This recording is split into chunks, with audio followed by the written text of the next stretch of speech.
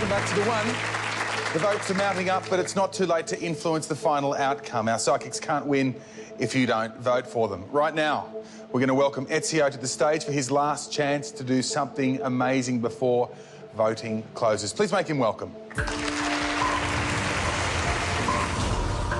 My journey on The One has been a fantastic experience. I honestly wouldn't change a thing about it. I believe that it's going to make me a better medium. How are you going, Ezio? Good, thank you. Do you feel the spirits are with you? I hope the spirits are with me. You are a spirit medium, so you'll be speaking to the other side? Well, hopefully they're going to be speaking to me, and hopefully I can pass that on to the audience. The best of luck. We'll give it our best shot. Ezio De Angelis, ladies and gentlemen. Thank you. I'm coming straight through this side, and they're giving me a Harry connection, also associated with the name Jim. So there's two that come together. Yes. If you wouldn't mind just standing up there. So, sorry, this Harry and Jim are both in the spirit world, correct? Yes. OK, so they are... Who are they, please? Sorry, they were an uncle? And great-grandmothers. OK, thank you. I need to tell you, they were really glad that you actually spoke up. They wanted me to definitely come to you, OK? Who was Elizabeth, please? Who's Betty? She's saying an aunt, so I believe she's an aunt. Yes. OK. She's showing me here about an accident that took place. She's talking about a car accident of some sort. I know about a car accident, okay. Yeah. My friend and her husband. Ah, OK. In a car accident outback Australia. They were travelling and he died in her arms. That's why I got upset when he mentioned it. She's talking about some pains being had in the lower stomach area. I'm not sure if she's referring to you here, OK? But she's talking about being a little bit unsettled in the tummy. Recently, yeah. Recently, OK. So you obviously know what she's referring to. Yeah.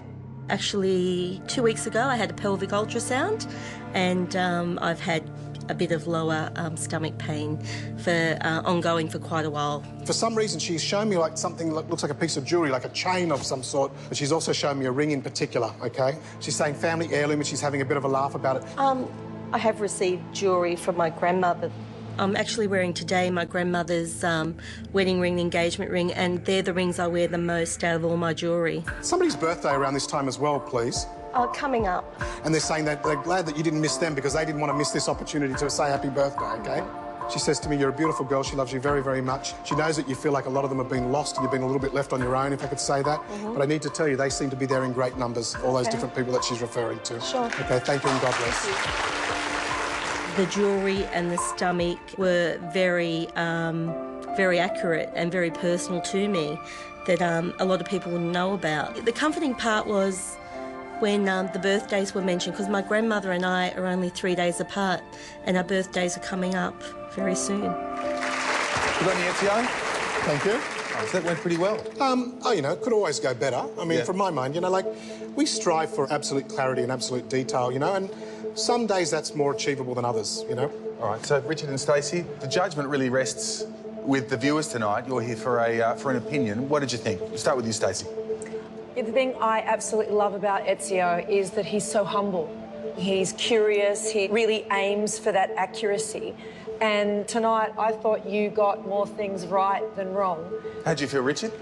Ezio, you're using some very good and well-known classic cold reading techniques, but you do it very well. Ezio De Angelis, ladies and gentlemen. Thank you very much. Thanks, Ezio.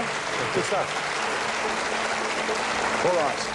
We're about to assign 3 of Australia's best psychics to one of the nation's most baffling mysteries. We took them to the red heart of Australia. Specifically, we went to a spot a few clicks north of a place called Barrow Creek, a name that will be forever etched on the roll call of Australian crimes. Our quest was this: to search for clues to the whereabouts of murdered backpacker Peter Falconio.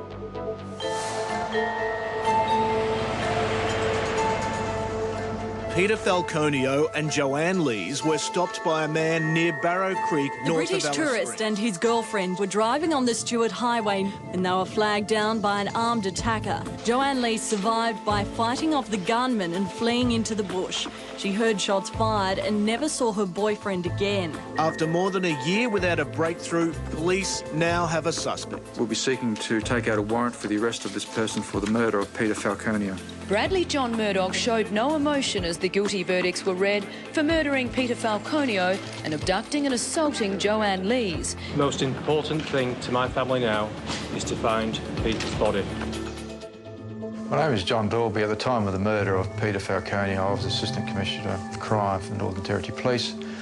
In my view, there's no question about whether Peter Falconio is alive or dead. Unfortunately, he died at the scene 10 kilometres north of Barrow Creek on the 14th of July 2001.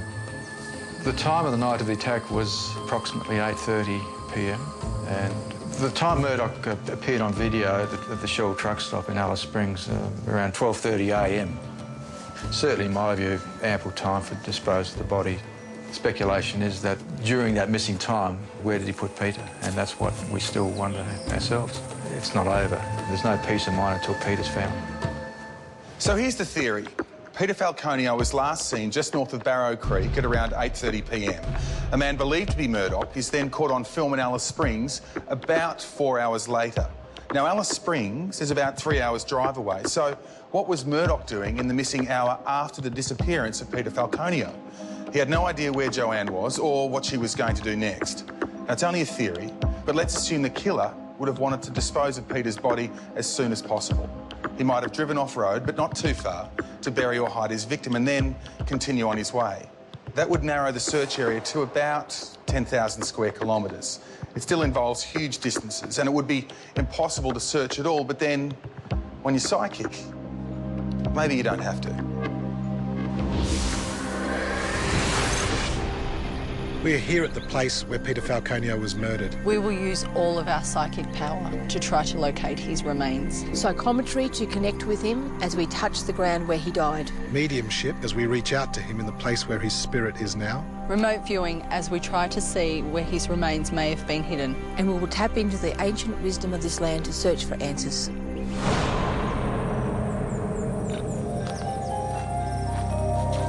Walking up the road to the site where Peter Falconio was murdered, you get a real sense of the gravity of the situation, but also start to pick up psychically a lot of the sensations.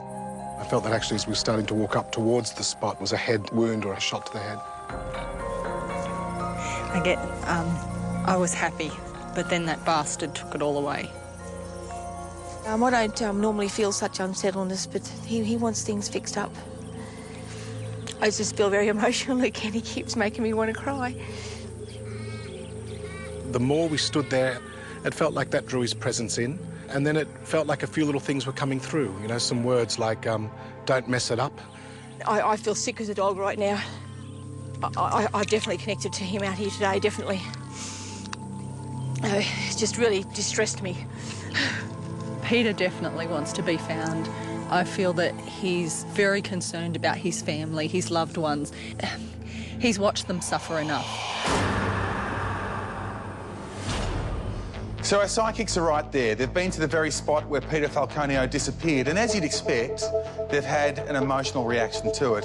When we come back, our psychics investigate the rest of the crime scene and push themselves to the absolute limit in their efforts to find clues to the whereabouts of Peter Falconio. You're watching The One.